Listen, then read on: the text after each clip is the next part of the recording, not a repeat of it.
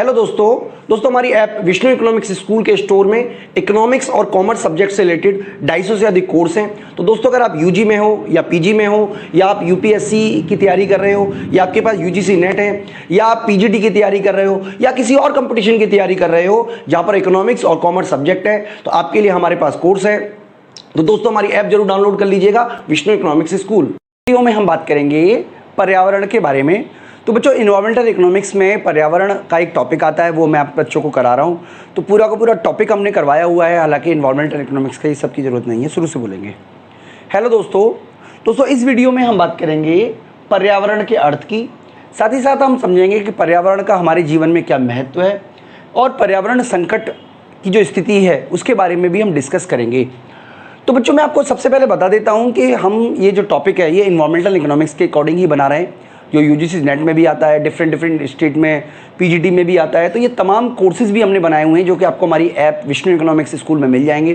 तो आप हमारी ऐप जरूर डाउनलोड कर लीजिएगा, वहाँ पर आपको यूजी, पीजी, यूजीसी नेट और भी तमाम तरीके के कोर्सेज़ आपको मिल जाएंगे। तो बच्चों सबसे पहले मैं आपको बता देता हूँ कि पर्यावरण किसे कहते हैं।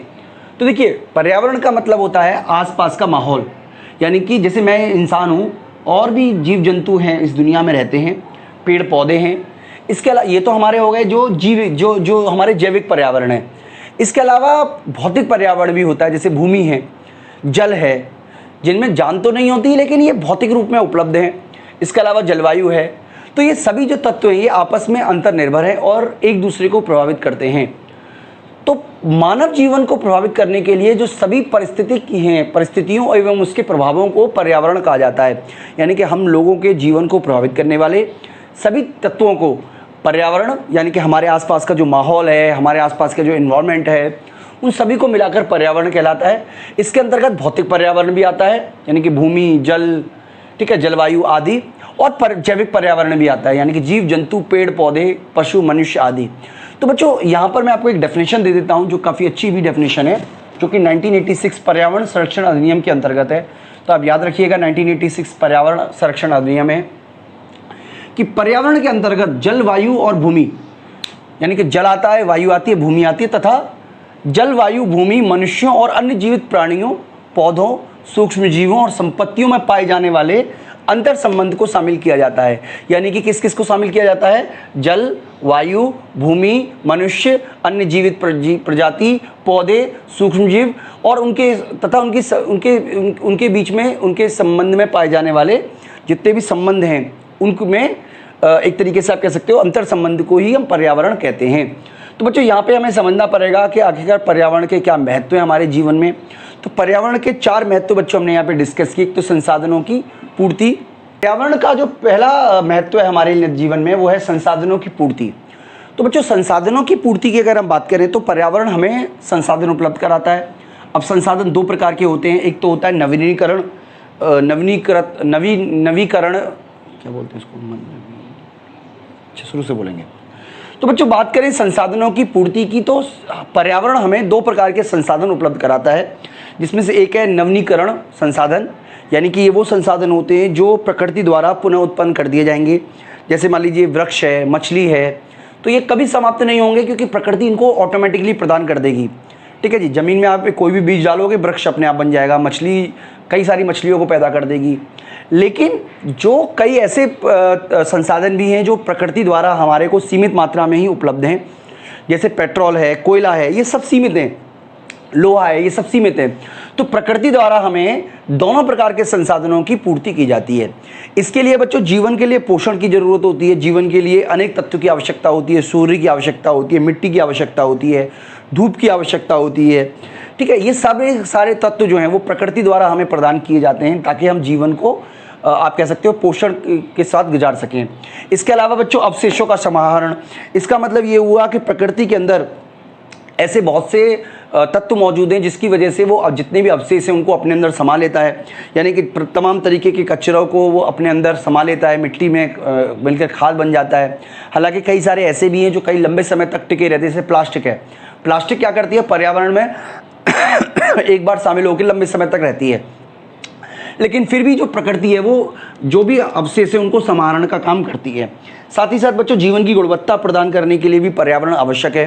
देखिए अगर कोई भी ऐसा माहौल, कोई भी ऐसा व्यक्ति जिसको पर्यावरण जैसी सुविधाएं, स्वस्थ पर्यावरण नहीं मिल रहा है, उसकी जीवन की गुणवत्ता अच्छी हो ही नहीं सकती है।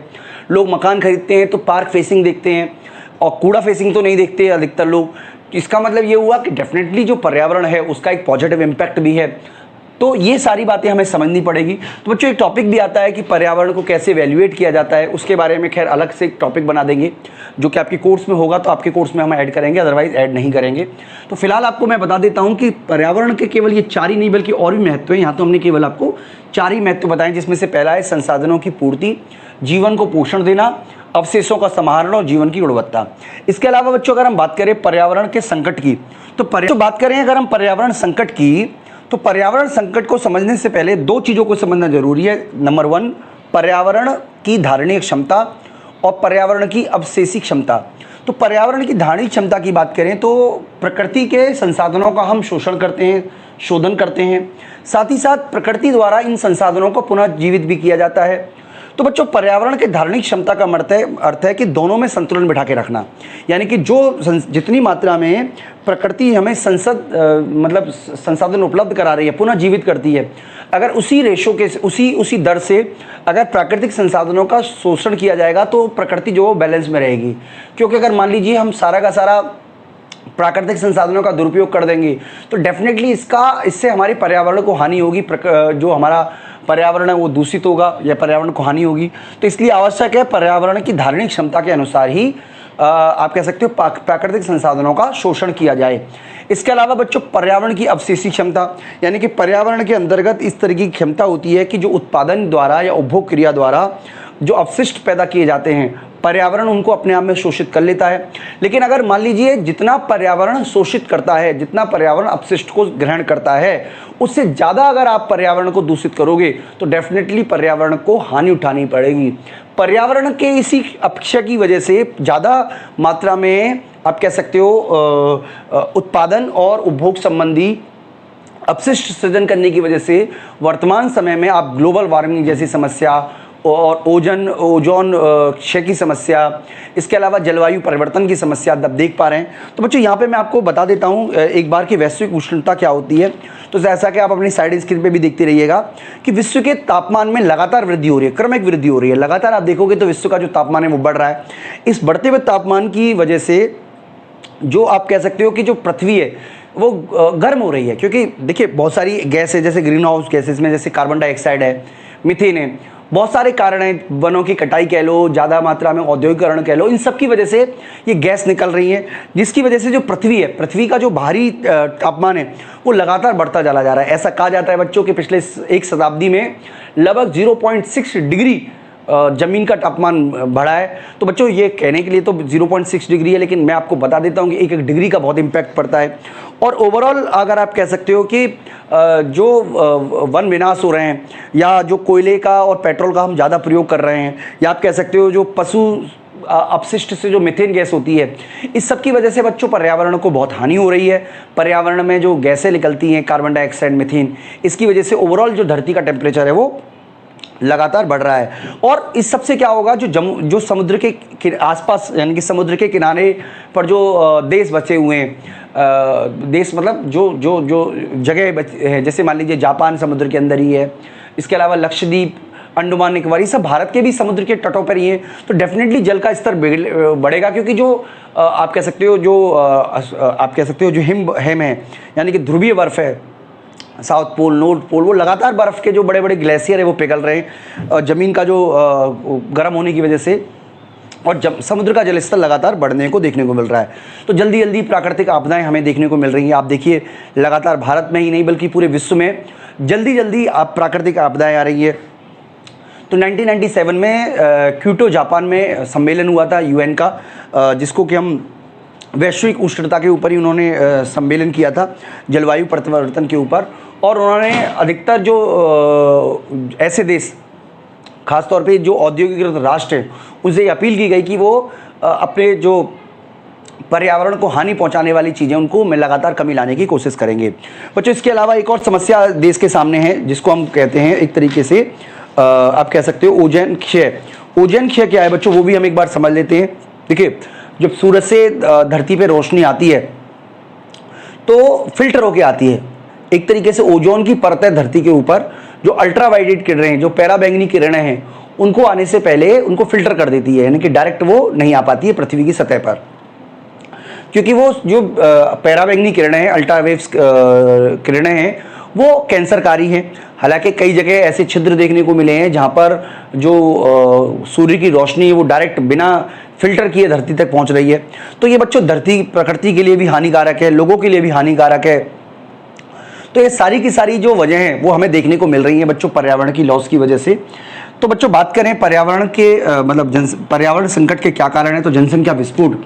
भारत में ही नहीं, विश्व की जनसंख्या भी लगातार बढ़ रही है, और बढ़ी हुई जनसंख्या की वजह से जो आप कह सकते हो जो अपशेषी अपशिष्ट है वो ज़्यादा क्रिएट होगा, ज़्यादा आप कह सकते हो कि कचरा ज़्यादा क्रिएट होगा, और भी कई सारे हैं, क्योंकि इनकी अब की वजह से बच्चों ये देखने को मिलेगा कि पर्यावरण संकट और विकट होता चला जाएगा। इसके अलावा बच्चों व्यापक स्तर पर निर्धनता फैली हुई है, क्योंकि जो निर्धन व्यक्ति होगा या निर्धन राष्ट्र होगा उसके पास उतने संसाधन होंगे ही नहीं कि वो पर्यावरण को सुधारने में प्रयास कर सके। ज़रूरतें जो हैं वो उसकी बिना खुद के भोजन भरने पे ही, या कह सकते हो बेसिक ज़रूरतें पूरी कराने पे ही चली जाएंगी। इसके अलावा बच्चों बढ़ता हुआ शहरीकरण भी पर्यावरण हानि का एक कारण है, क्योंकि शहरों में जनसंख्या का दबाव ज़्यादा है, जिसकी वजह से न तो वहाँ स्वास्थ्य सुविधाएं मिल पा रही हैं, न स्वच्छता की सुविधाएं मिल पा रही हैं। ठीक है। इसके अलावा बच्चों रासायनिक खादों का, कीटनाशकों का बेतहाशा यूज़ किया गया है, तो ज़मीन के अंदर ये सब मिल रही है, यानी कि इसके अंदर जो गैस होती है, जो केमिकल्स होते हैं वो ज़मीन के अंदर मिल जाते हैं, जिसकी वजह से ज़मीन की उपजाऊ शक्ति का भी क्षय हो रहा है, नाश हो रहा है। इसके अलावा बच्चों तीव्र औद्योगिकरण भी इसकी वजह है। औद्योगिकरण जब जैसे 18वीं शताब्दी 17वीं शताब्दी में जिन देशों में औद्योगिकरण किया वो तो सारे के सारे विकसित कहलाते हैं, लेकिन अभी भी देखिए जो औद्योगिक क्षेत्र हैं वहाँ से तमाम मात्रा में धुआं निकलता है, और इस धुएं के कारण पूरा का पूरा पर्यावरण को ही नुकसान हो रहा है। इसके अलावा बच्चों लगातार यातायात के साधनों की विविधता बढ़ती चली जा रही है। लोग एक एक कार की जगह दो कार रखने की प्रयास करते हैं। शहरों में आप देखोगे, बड़े बड़े शहरों में जैसे दिल्ली जैसे शहर में, तो आपको हर जगह ट्रैफिक की समस्या का सामना करना पड़ेगा। इसके अलावा बच्चों नागरिक मापदंडों की अवहेलना की गई है, लोग मानते नहीं हैं। अगर मान लीजिए लोगों को गाने सुनने हैं तो डीजे लगा के सुनते हैं, तेज तेज आवाज़ में सुनते हैं, नॉइज़ पॉल्यूशन फैलाते हैं। कारों के लिए सफाई का प्रोग्राम है, लेकिन लोग या व्हीकल्स के लिए उतनी सफाई नहीं करते, गंदगी फेंकते हैं, कूड़ा करकट फेंकते हैं। तो इस तरीके से बच्चों ओवरऑल पर्यावरण की नुकसान हो रहा है, लेकिन हमें ये समझना पड़ेगा कि हम किस तरीके से पर्यावरण को बचा सकें। तो उसके बारे में तो बच्चों हम नेक्स्ट वीडियो में बात करेंगे। मैं उम्मीद करता हूं कि आपको पर्यावरण से संबंधित जो बेसिक ज़रूरतें हैं वो आपको जानकारी हो गई होगी बच्चों। अभी ये वीडियो कंटिन्यू रहेगी, अगली वीडियो में हम आपको और पर्यावरण के बारे में जो महत्वपूर्ण पहलू हैं उनके बारे में भी डिस्कस करेंगे। दोस्तों इस वीडियो में इतना ही, थैंक यू।